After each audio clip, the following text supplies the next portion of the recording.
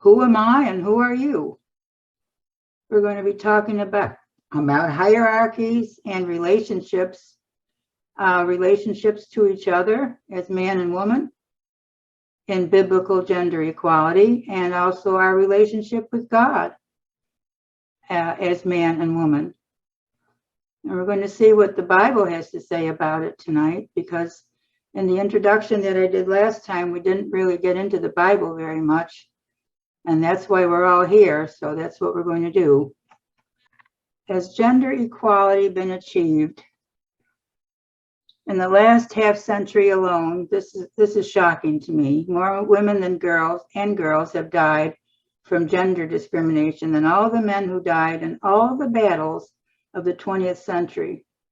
That has to include 2 world wars. And that to me is a shocking statistic and something we don't really much think about and probably should. The simple answer to whether it's been achieved is no. It has not been achieved. We have made a lot of advances, but there are still varying levels of inequality and discrimination, even here in the 21st century. And I gave you some statistics here from 2010 to 2017, just to show that, it's not something that used to be in the past and is no more. There is still a lot of discrimination against women, even here in America. We can see it in other countries, third world countries, where women are covered in burqas or walking to get their water every day for the family, but it's also here in this country. In 2010, out of 100 congressional seats, there were only 17% of them held by women. A woman was making 76 cents to a man's dollar. And there were many more women living in poverty than men. And that is because with divorce, women usually get the children. And there are a lot of deadbeat dads, and women don't make as much money as men when they work. So it's a very unfair situation. In 2012, we hear about, trafficking into slavery these days. And that really does happen. It happens where young girls are taken for the sex trade. They are used also in restaurants as servers and workers and fields and farms, and it's really slavery because it's not something that they've asked for. And it's really 75% of the people trafficked have been women. And that's certainly not half and half. In 2015, 2/3 of the 781 million illiterate people who can't read the Bible were women. Not a good statistic. And in 2017, they asked American women if this country had gone far enough in giving them equal rights with men, and 71% said no. So I would say, yes, we still have a problem. But what we want to look at is biblical gender equality. And we want to look at it because the biggest problem we have is in the church. It's really not in secular society, even though I've shown you all those statistics. It's actually the church that treats women as second-class citizens more than secular society does. And we need to change that, because we're all on a mission from God. We're all here together to partner in fulfilling the Great Commission. And in order to do that, we have to really know, we have to share as partners. We have to know that we're equal. We have to be able to use all of our talents, all of our abilities. And women have to feel self-confident in the things that they do, knowing that they are just as empowered as men.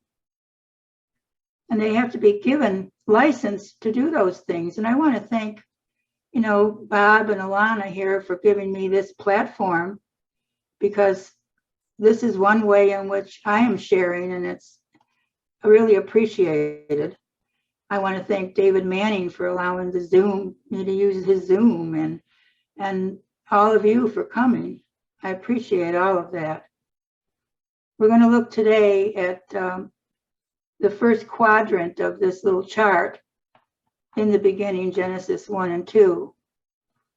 And possibly we may touch on some things in Genesis 3, which is in the second quadrant, which is where I believe patriarchy really began.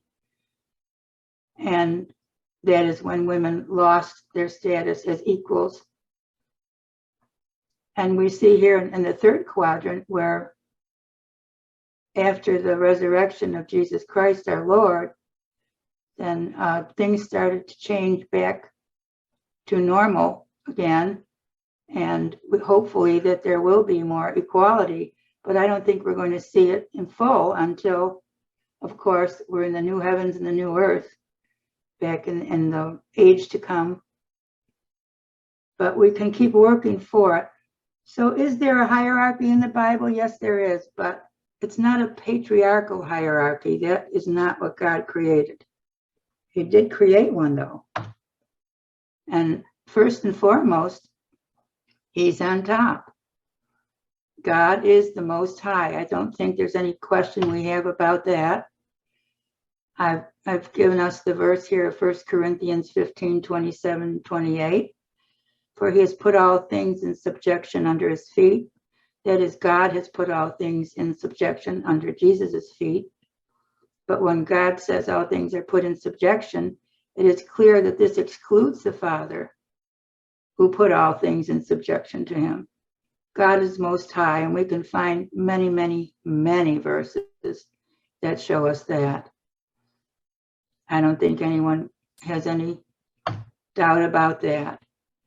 And then, of course, now the resurrected Lord Jesus Christ is second in this hierarchy because God has highly exalted Him and bestowed on Him the name which is above every name, so that at the name of Jesus, every knee will bow, things in heaven, things on earth, and under the earth. And also in 1 Peter, we see the verse that says that Jesus is at the right hand of God, and all authorities and powers have been subjected to Him. So obviously, He's second in command. So who's next? It's not us, it's the heavenly beings. It's the angels, the spirit beings. I think Bob did a program called, or it was a podcast, I think, called God, Gods, and the Sons of God. All of those heavenly beings, they come next. And we know that from the Bible, because it says that you have made Him for a little while lower than the angels. You have crowned Him with glory and honor. Well, Him is Jesus Christ. And if He was for a little while on earth lower than the angels, then we are lower than the angels, because it's when He was human that He was lower than the angels. And he's not here on earth anymore, so He's not lower than the angels anymore, but we still are at this point in time. So then you have human beings, and that's you and me. And what I wanted you to see here, first and foremost, is that it's male and female, not just male, on this hierarchy. God blessed them, man and woman, in Genesis 1:28. And God said to them, be fruitful and multiply, and fill the earth and subdue it, and rule over the fish of the sea, and over the birds of the sky, and over every living thing that moves on the earth. So it was them, it was man and woman, it was not just the man. And that's important to understand, that we were made equal. So underneath us, of course, then are the fish, the fowl, and every other living thing that moves on the earth. And that is the true hierarchy as established by God. And it is not a patriarchal, sexist hierarchy. So now, why is it important to understand God's hierarchy? Well, let me see if I can move this. I'm having a little problem here with my screen. Okay. It increases our knowledge of God's original plan for man and woman and deepens our relationships, not only with each other, but with God. You know, we have to know God to love him. And the more that we know of his plan, the more we know of the way that he works, the more that we can understand him. It's just like when you have a friend on earth, and the more that you know that friend, the closer you get to that friend. And to deepen our relationship with God, we have to be following his original plan, doing what he says is right and not what mankind has twisted things into. When we see what God's hierarchy is, it lays bare and corrects a blatant lie of the adversary. You know, we don't want to live with lies, and we know who has twisted things.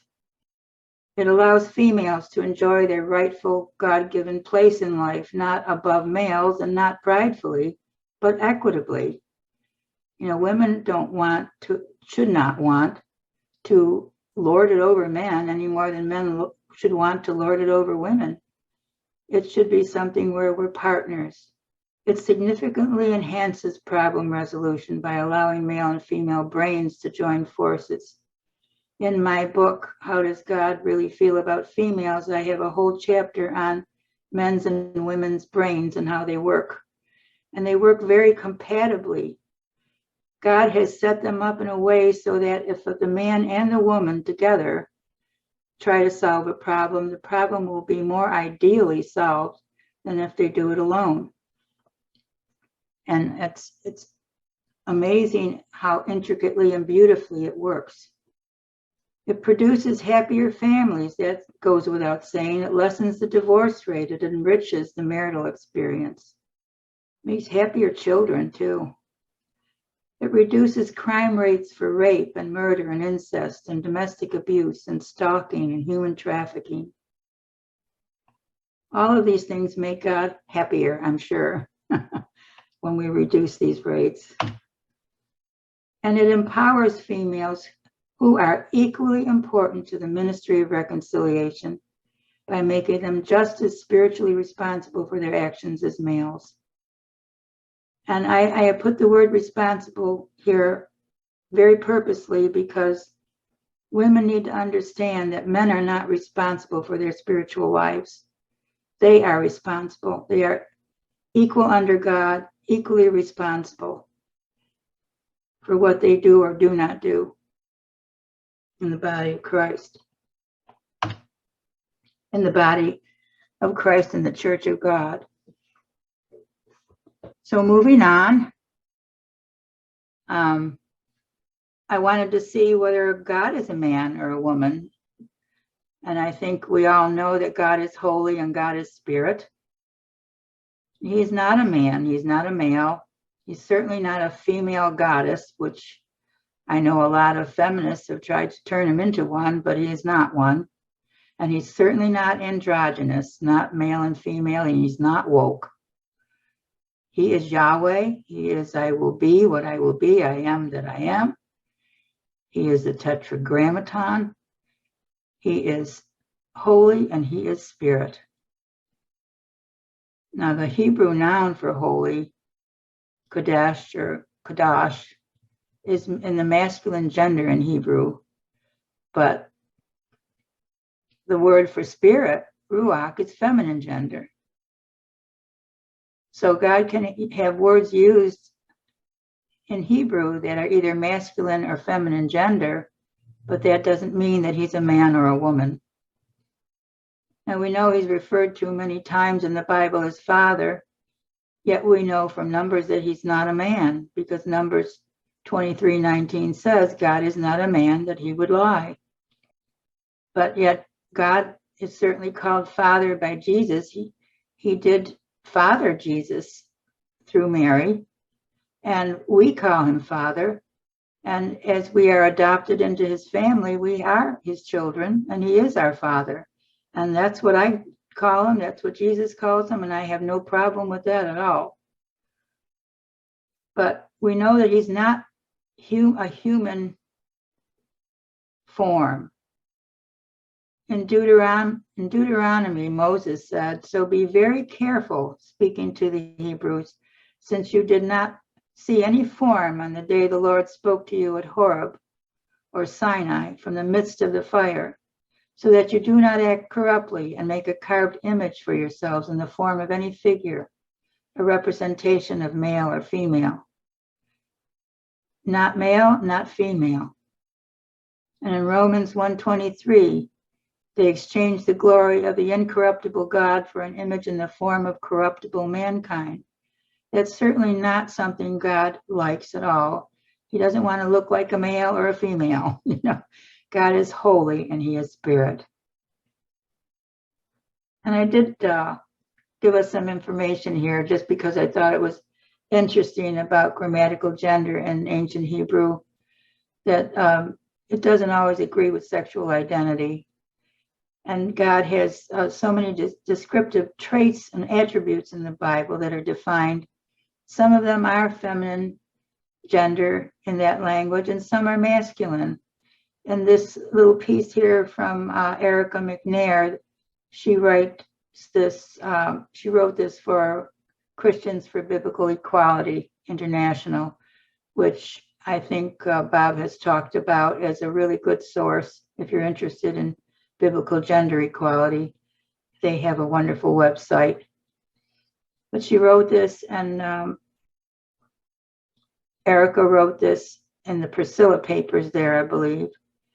And she was talking about how the very first word God chose to describe himself was rakum, which means compassionate or full of compassion.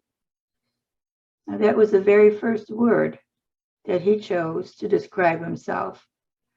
And that actually is a masculine gender root. Another translation for rakum is merciful.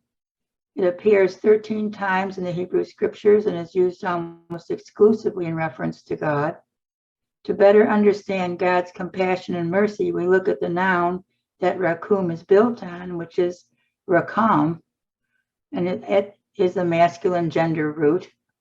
That is the root for rakum, which means womb. Now, the important part here to me is that men don't have a womb, and yet that's a masculine gender root. So you can see that in ancient Hebrew, and I'm certainly not a Hebrew scholar, don't claim to be, and I just know that you have to learn from that language if you want to really understand or get to the root of what things are talking about.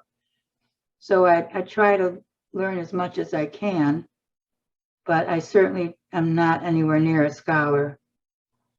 But this rakam means womb, and since a woman has a womb and a man does not, it's obvious to see that you can't go by the gender in ancient Hebrew as to whether it's a male or a female. So now we're going to look at the man and the woman, you and me. And in Genesis 2:23, then the man said, "At last, this is bone of my bones and flesh of my flesh. She shall be called woman because she was taken out of man. Now the woman is Isha, and the man is Ish." The Hebrew letter Aleph is the first letter in each of their names. And I thought I'd read to you just a quick bit from my book and what their names mean in Hebrew, in ancient Hebrew. Ancient Hebrew had a 3-letter, occasionally 2 root system. Roots are abstractions, not actual words from which any number of words may be formed. They shed light on the original meaning and intent of Hebrew words, thus enhancing translation accuracy. Finding the right meaning of an ancient Hebrew word isn't always easy, since words in that language often have more than one distinct meaning, and ambiguity is acceptable. Now, Ish, as a root, is composed of those 3 pictographic letters, and they used pictographs, which were little pictures of things. And in his case, it was the aleph, the yod, and the shin. This is rendered male 69 times in the Hebrew scriptures and person 12 times, this word ish. And it shows up once or twice, including as God, in 39 other ways. The aleph pictograph, the first letter in ish, is symbolic of power or authority or God, while the second letter yod symbolizes an idea or reaching upward, perhaps reaching up to God for an idea. And the third letter, shin, can symbolize several things: two, teeth, press, sharp, change. This is ish, and this is what his name is composed of. Isha is also composed of three pictographic letters, aleph, shin, and hey. Therefore, the woman's name also begins with the power symbol, followed by the same shin symbol that is the last letter in the man's name. But the third and final letter in Isha, hey, is different. It's the Hebrew letter symbol for a window. Light enters through a window. Hey is a combination of two Hebrew letters, dalet and yod, and has been likened by some Hebrew scholars to a door or dalet that opens to admit light while simultaneously emitting an idea. We might say that a woman brings a man's idea into the light, gracefully expressing it to the world through a windowed door. Hey can also mean the other side or grace. Isha is the graceful other side of Ish. As his other side, she's beside him, not beneath him. This is Isha. What I'm hoping you can see in some of this is that everything was equal. The man and the woman were equal. They were beside each other.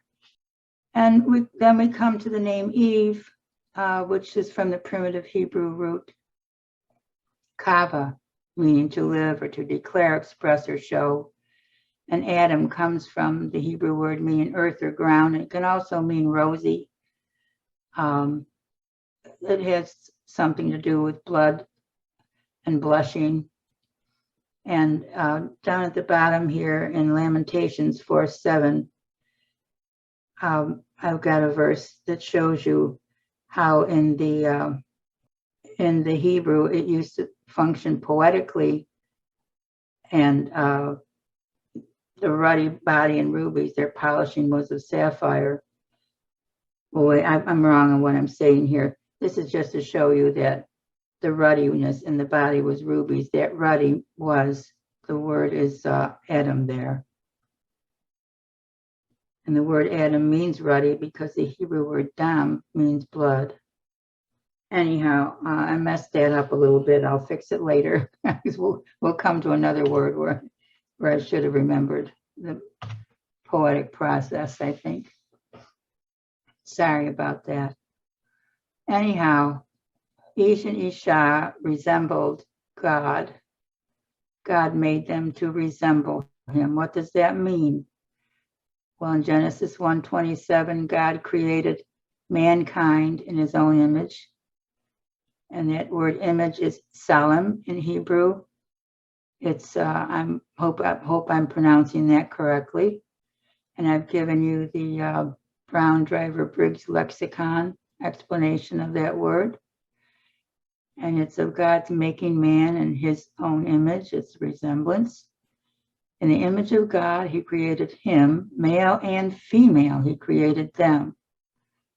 So even though you see him in there in a few places, male and female were inferred. And it's stated there quite clearly, male and female. So we both have the image of God. We both are God's imagers. Not just the man, but the woman as well. This word, salam, was often used to refer to the image of something that came out of a mold. It was not the mold, but looked exactly like it.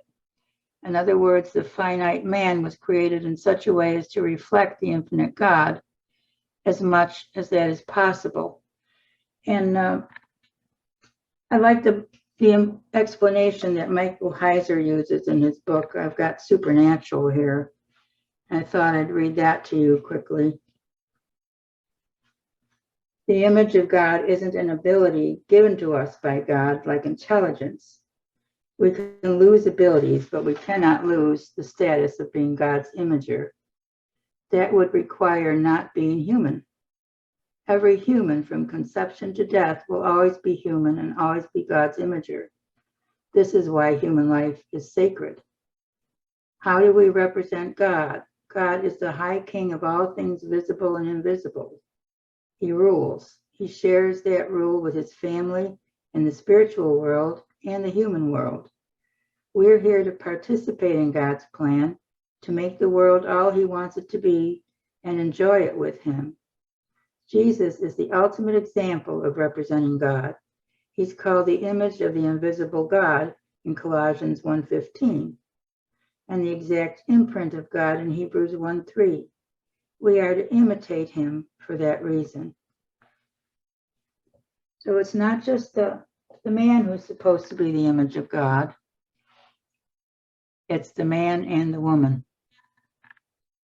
And in Genesis 5, there's another verse that talks about male and female resembling God and being made in God's likeness. Here they use a different Hebrew word, demuth, and I hope I'm saying that one right. And again, that means resemblance, according to Strong's Concordance. So God blessed both Ish and Isha. And he said to them, be fruitful and multiply and fill the earth and subdue it and rule. Both of you rule over the fish of the sea and over the birds of the sky and over every living thing that moves on the earth. They both rule. The earthly hierarchy or dominion established by God at the time of creation was between humankind, male and female, and every other living thing that moved. The man and woman were co-rulers over everything else. The man was not superior to the woman simply because he was the first one formed. I know you hear that a lot of times, and people think, well, if he was first and she came second, then that's why he's in charge. He's large and in charge. But that isn't the case. Animals and plants were formed before either one of them.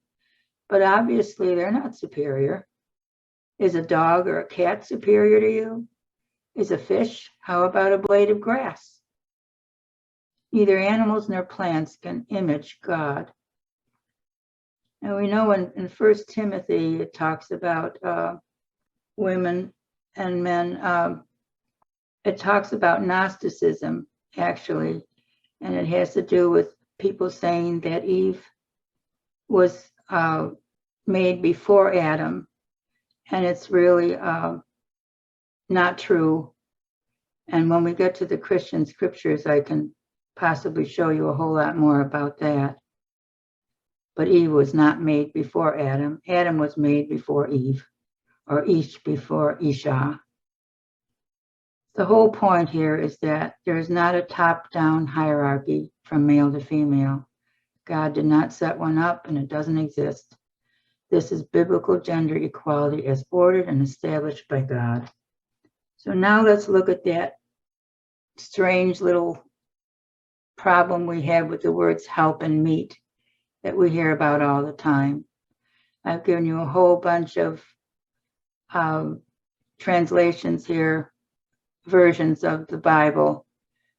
Some say help meet, some say helper comparable, counterpart, suitable, just right, fit, help mate is in Darby. I looked at the Leningrad Codex, which is a codex, is a predecessor of the modern book. Instead of being on scrolls, they started to put pages together, and they made what was called a codex. And the oldest available Hebrew Masoretic manuscript of the entire Hebrew scriptures is the Leningrad. There is Oh, there are older ones. The Aleppo, I think, is older, but this is the only one that has the full scripture text.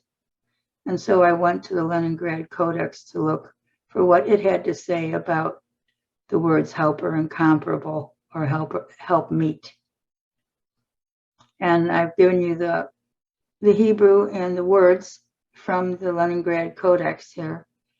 And it's, I shall make to him helper as in front of him. And the helper that you see there, it says Ozer. Most people say Ezer, some say Azer, or Ezer, or Azir. It's a different pronunciation. And the K, Neged, U, some people have different ways of saying that. I say Kenegdu. That's the way that I can say it best. And that means as in front of him, according to the Leningrad Codex. So when God said it is not good that the man should be alone, I will make him a helper as in front of him, is very different than someone who will help him and he's still in charge of her. So this Ezer or Azer is the Hebrew word most often used in the Bible to describe the helping characteristic of God. So I've given you a little piece here from BWGI Ministries, which I think explains what I'm trying to say pretty well. David says in Psalms, God is my helper, my Ezer. The word Azer or Ezer appears about 22 times in the Hebrew scriptures, and 18 of those times it is used of God. That is certainly statistically significant. It's not the Hebrew word for a slave, a hireling, an assistant, or a vice president. We wouldn't say to God, God, you're my assistant, because the helper was able to harmoniously match him, the man. It really meant that she, the woman, was a magnificent helper who was his equal. She was a magnificent helper.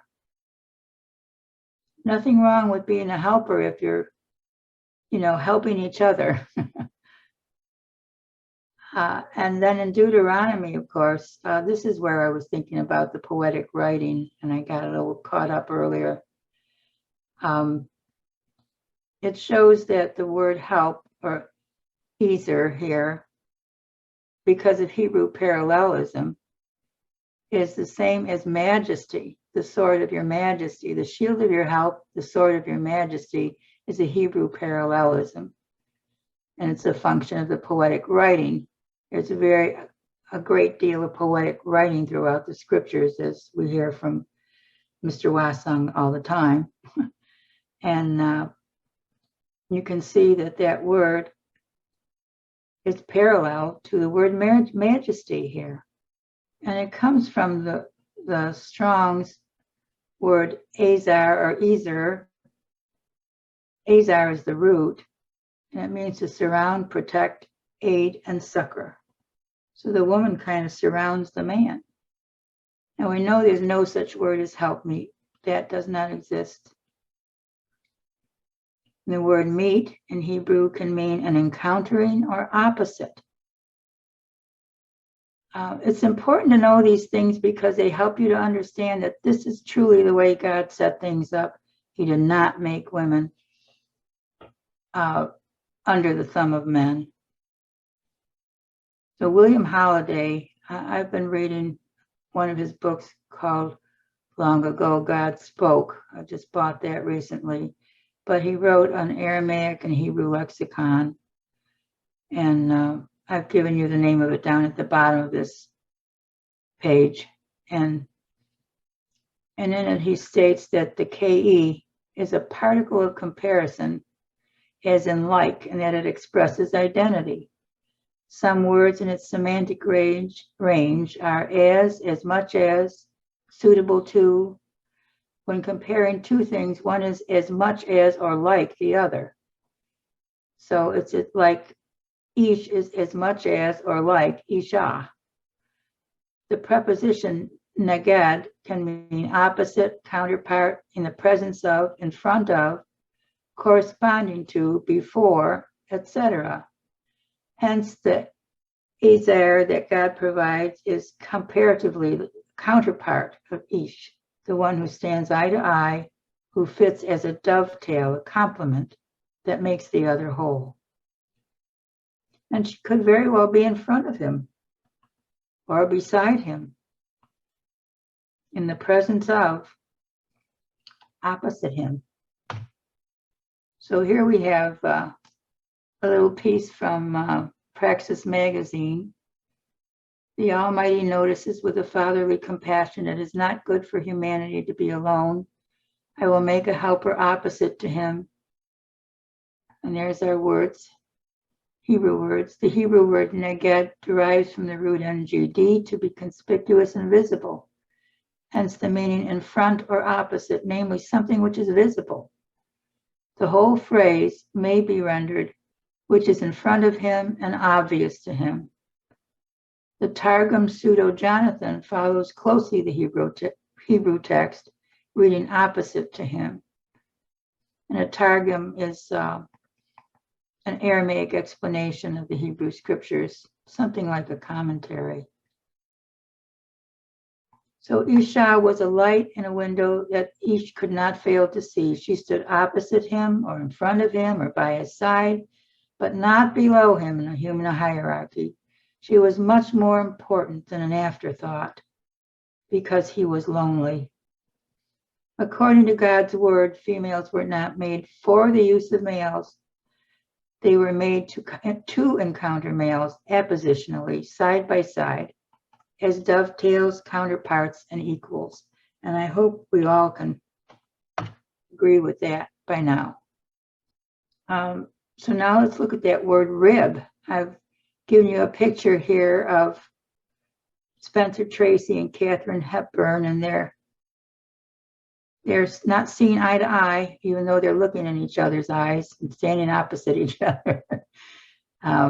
This is from a movie called Adam's Rib in 1949, in which Katharine Hepburn was very independent. I think she was one of the first women to wear pants in movies. Anyhow, that word rib is tsela. And again, forgive me if I'm pronouncing it incorrectly, but I looked it up and that's what it looked like it should be pronounced as.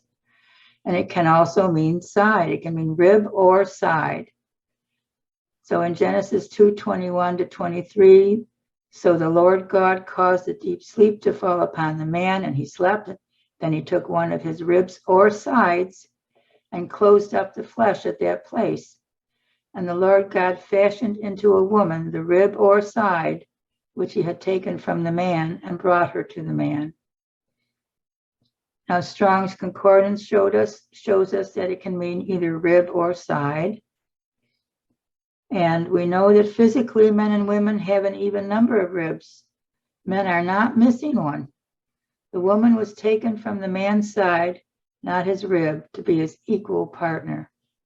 I looked, the Septuagint has the Greek, the plevris, which can mean either rib or side. The Latin Vulgate has costus, which can also mean either rib or side. The Targum of Onkelos has an Aramaic cognate of tsela, which can mean rib or side. And I have here a quote that was attributed to Augustine. A lot of people call him Saint Augustine in the Catholic Church. And back in 400 AD, he supposedly said this, which is surprising because he was anything but an egalitarian. He did not believe in the equality of women. But I thought it was interesting. He said if God had meant woman to rule over man, he would have taken her out of Adam's head. And when I was reviewing this presentation with some of the ladies of the Berg, one of them said, does that leave the man with half a brain? I won't mention which lady said that. Had he designed her to be his slave, he would have taken her out of his feet. But God took the woman out of the man's side, for he made her to be a helpmeet and an equal to him. And this may be really attributable to Peter Lombard in 1157 AD, but a lot of people say it was Augustine who said it. And he did talk about man and woman walking side by side. This, again, is a Priscilla paper from Christians for Biblical Equality, and from their website. And you can see here where it talks about they were joined to each other from the sides, they who walk side by side, they who look together where it is they walk. And this whole piece was written supposedly by Augustine of Hippo, St. Augustine. However, he adds that a woman is found, figuratively speaking, walking behind the man in his literal commentary on Genesis. She's barefoot and pregnant. And he reasons that for purposes of either companionship or assistance in physical labor, another man would have been a more suitable helper than a woman. So he really wasn't an egalitarian by any means. He was a patriarchal person. Well, this next piece here is by Mary Phil Corsack, and I don't think you can see this book, but it's called At the Start, Genesis Made New, and it's actually a translation of Genesis. And she does some excellent work. Someone called it a long, patient, philological task with the Hebrew to do this translation. And I took this little piece from it about the word Selah. And again, she doesn't have the T there, but that's how she looks at it. And she says, well, that Hebrew word Selah has often been translated as rib in the many versions that exist, but in Hebrew Jewish tradition, it can also mean side. When I examined this word in other contexts than she meant biblical contexts, I found that it always means side. Everywhere else, the side of the tabernacle, for instance, and I never found rib. I found it wonderful to bring out what seemed to me an awareness that man and woman are side by side. And I hope you'll keep that in mind always, that you are side by side as man and woman. I put this in here about for this reason, because it kind of talks a little bit about marriage. And I thought we might be interested in that a little bit. In Genesis 2:23 and 24, the man said, this is now bone of my bones and flesh of my flesh. She will be called woman because she was taken out of man. This is why, or for this reason, a man will leave his father and his mother and will join with his wife, and they will be one flesh. And by the way, the man does leave his family. He is the one who leaves his father and goes to his wife. It's not the other way around in the Hebrew culture and in the Jewish culture. Anyhow, the reason is, for this reason means this is why, or so, or thus. It's because she was taken out of man, and that is why he will leave his father and his mother. And I found these commentaries interesting about marriage. The one on the very bottom from Adam Clark, because she was taken out of man, there's a more intimate connection formed between the man and woman than can subsist even between parents and children. I think that's very interesting to know. The Rev commentary at the top says, one great lesson we learn is that it was God himself who brought the man and woman together, and in doing so both made and defined marriage. Marriage is both a divine institution and a creation institution. It is not just for believers or God's people, but for all humans. And indeed, marriage is recognized by people groups of every historical time and culture. And Albert Barnes talks about what "for this reason" means. He says these might be the words of the first man, but it seems more probable that this sentence is a reflection of the inspired author on the special mode in which the female was formed from the male. Such remarks of the writer are frequently introduced by the word "therefore." In the primeval wedlock, one man was joined to one woman only for life. I thought that was a little interesting. So to summarize what we've been reading, ancient Hebrew has enlightened our understanding about the seminal relationship instituted by God between man and woman.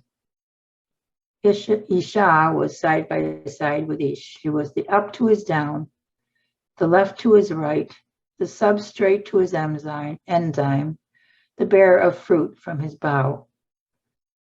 Ish and Isha were not just complementary beings, they were equal and complementary.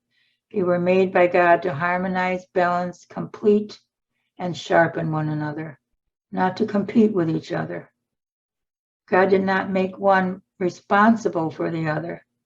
God did not make one higher in status or authority. God did not imbue one with more spirit, talent, or ability than the other. He did not value one over the other. He created the male and female as side-by-side lifelong companions. They had equal standing of beloved children of their Father Creator. And doesn't that make sense? Doesn't that coincide and blend beautifully with our innate understanding of how any earthly father equally loves and values all his children?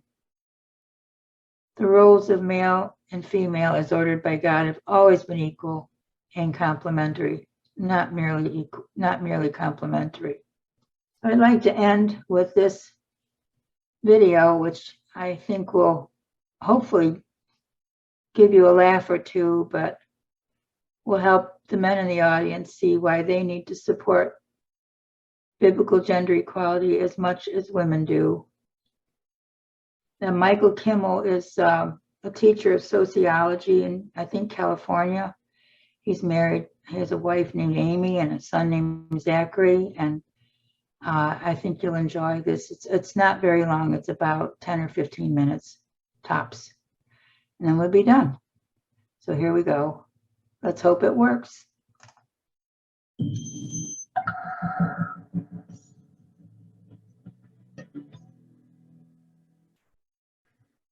I'm here to recruit men to support gender equality.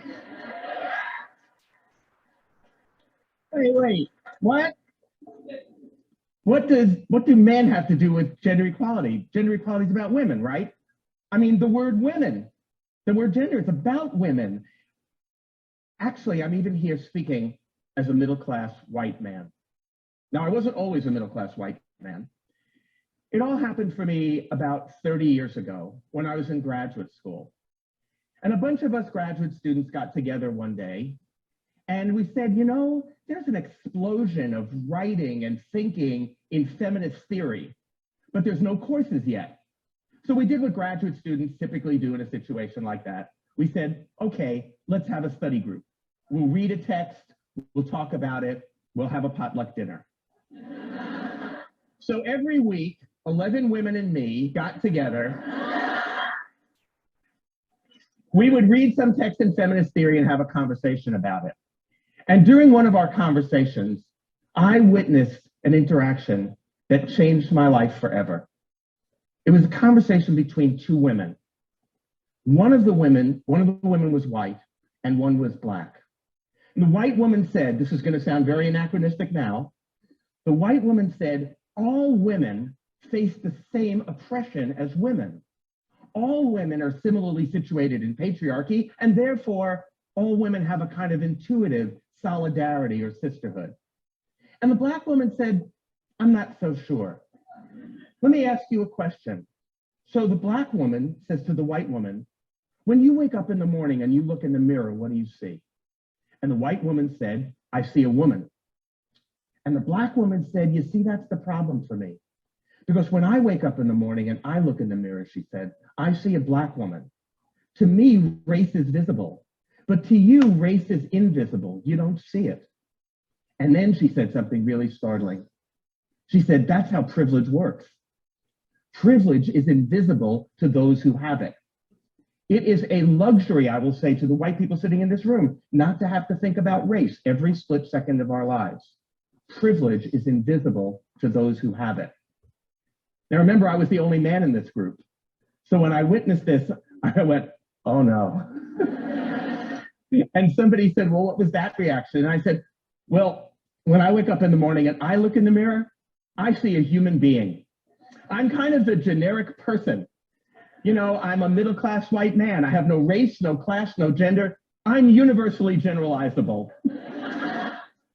So I like to think that was the moment I became a middle-class white man. That class and race and gender were not about other people. They were about me. I had to start thinking about them. And it had been privileged that it kept it invisible to me for so long. Now, I wish I could tell you the story ends 30 years ago in that little discussion group, but I was reminded of it quite recently at my university where I teach. I have a colleague, and she and I both teach the sociology of gender course on alternate semesters. So she gives a guest lecture for me when I teach. I give a guest lecture for her when she teaches. So I walk into her class to give a guest lecture, about 300 students in the room. And as I walk in, one of the students looks up and says, oh, finally, an objective opinion. All that semester, whenever my colleague opened her mouth, what my students saw was a woman. I mean, if you were to say to my students, there is structural inequality based on gender in the United States, they'd say, well, of course you'd say that. You're a woman. You're biased. When I say it, they go, wow, is that interesting? Is that going to be on the test? How do you spell structural? So I hope you all can see this is what objectivity looks like. Disembodied Western rationality. And that, by the way, is why I think men so often wear ties. Because if you are going to embody disembodied Western rationality, you need a signifier. And what could be a better signifier of disembodied Western rationality than a garment that at one end is a noose and the other end points to the genitals? That is mind-body dualism right there. So making gender visible to men is the first step to engaging men to support gender equality. Now, when men first hear about gender equality, when they first start thinking about it, they often think, many men think, well, that's right, that's fair, that's just, that's the ethical imperative, but not all men. Some men think the lightning bolt goes off and they go, oh my God, yes, gender equality, and they will immediately begin to mansplain to you your oppression. They see supporting gender equality something akin to the cavalry, like, thanks very much for bringing this to our attention, ladies, we'll take it from here. This results in a syndrome that I like to call premature self-congratulation. There's another group, though, that actively resists gender equality, that sees gender equality as something that is detrimental to men. I was on a TV talk show opposite 4 white men. This is the beginning of the book I wrote, Angry White Men. These are 4 angry white men who believed that they, white men in America, were the victims of reverse discrimination in the workplace. And they all told stories about how they were qualified for jobs, qualified for promotions. They didn't get them. They were really angry. And the reason I'm telling you this is I want you to hear the title of this particular show. It was a quote from one of the men. And the quote was, "A black woman stole my job." And they all told their stories, qualified for jobs, qualified for promotions, didn't get it, really angry. And then it was my turn to speak. And I said, I have just one question for you guys. And it's about the title of the show. A black woman stole my job. Actually, it's about one word in the title. I want to know about the word my. Where did you get the idea it was your job? Why isn't the title of the show A Black Woman Got the Job or A Black Woman Got a Job? Because without confronting men's sense of entitlement, I don't think we'll ever understand why so many men resist gender equality. Look, We think this is a level playing field. So any policy that tilts it even a little bit, we think, oh my God, water's rushing uphill. It's reverse discrimination against us. So let me be very clear. White men in Europe and the United States are the beneficiaries of the single greatest affirmative action program in the history of the world. It is called the history of the world. So now I've established some of the obstacles to engaging men, but why should we support gender equality? Of course, it's fair, it's right, and it's just. But more than that, gender equality is also in our interest as men. If you listen to what men say about what they want in their lives, gender equality is actually a way for us to get the lives we want to live. Gender equality is good for countries. It turns out, according to most studies, it turns out that those countries that are the most gender equal are also the countries that score highest on the happiness scale. And that's not just because they're all in Europe. Even within Europe, those countries that are more gender equal also have the highest levels of happiness. It is also good for companies. Research by Catalyst and others has shown conclusively that the more gender equal companies are, the better it is for workers, the happier their labor force is. They have lower job turnover. They have lower levels of attrition. They have an easier time recruiting. They have higher rates of retention, higher job satisfaction, higher rates of productivity. So the question that I'm often asked by in companies is, boy, this gender equality thing, that's really going to be expensive, huh? And I say, oh no. In fact, what you have to start calculating is how much gender inequality is already costing you. It is extremely expensive. So it is good for business. And the other thing is, it's good for men. It is good for the kind of lives we want to live, because young men especially have changed enormously, and they want to have lives that are animated by terrific relationships with their children. They expect their partners, their spouses, their wives to work outside the home and be just as committed to their careers as they are. I was give you an illustration of this change. Some of you may remember this. When I was a lot younger, I remember there was a riddle that was posed to us. And some of you may wince to remember this riddle. This riddle went something like this. A man and his son are driving on the freeway and they're in a terrible accident, and the father is killed. And the son is brought to the hospital emergency room. And as they're bringing the son into the hospital emergency room, the emergency room attending physician sees the boy and says, oh, I can't treat him. That's my son. How is this possible? We were flummoxed by this. We could not figure this out.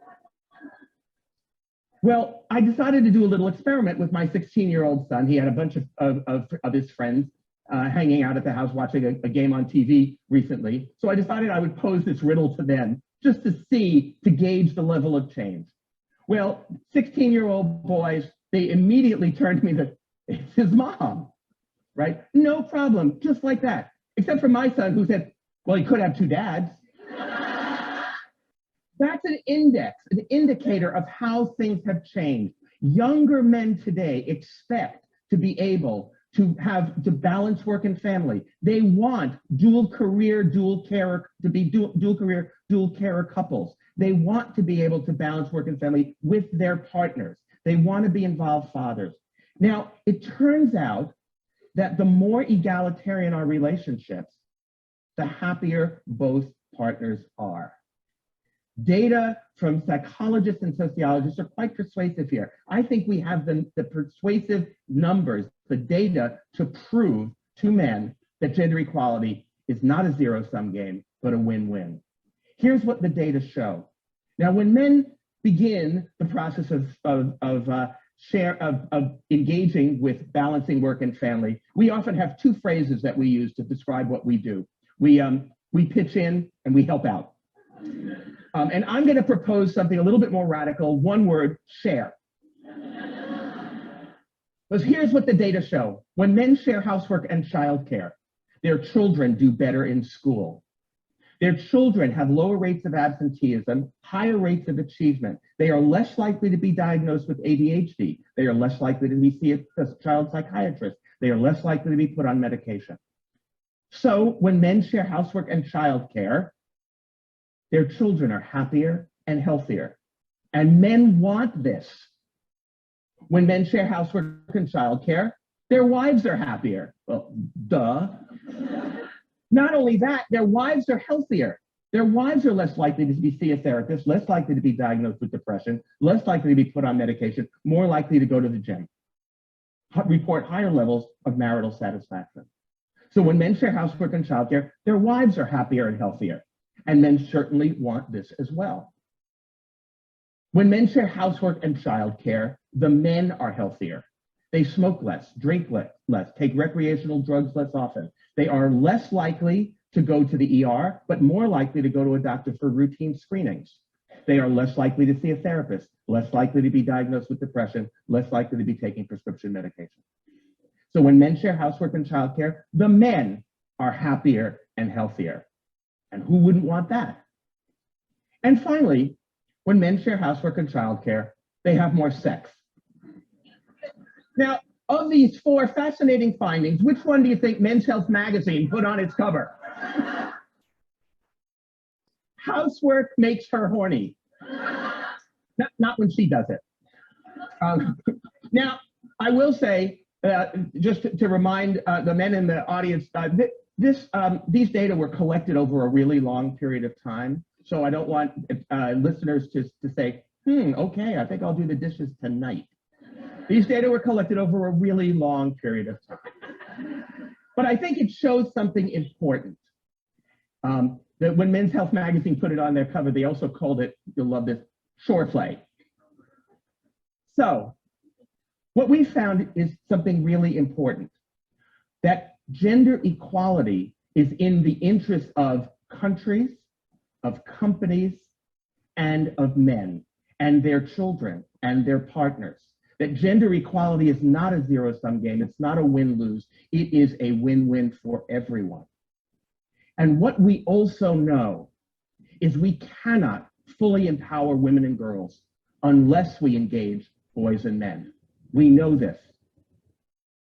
And my position is that men need the very things that women have identified that they need to live the lives they say they want to live in order to live the lives that we say we want to live.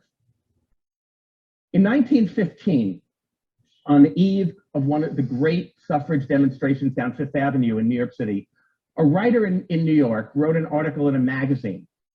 And the title of the article was Feminism for Men. And this was the first line of that article. Feminism will make it possible for the first time for men to be free. Thank you. Well, okay, folks.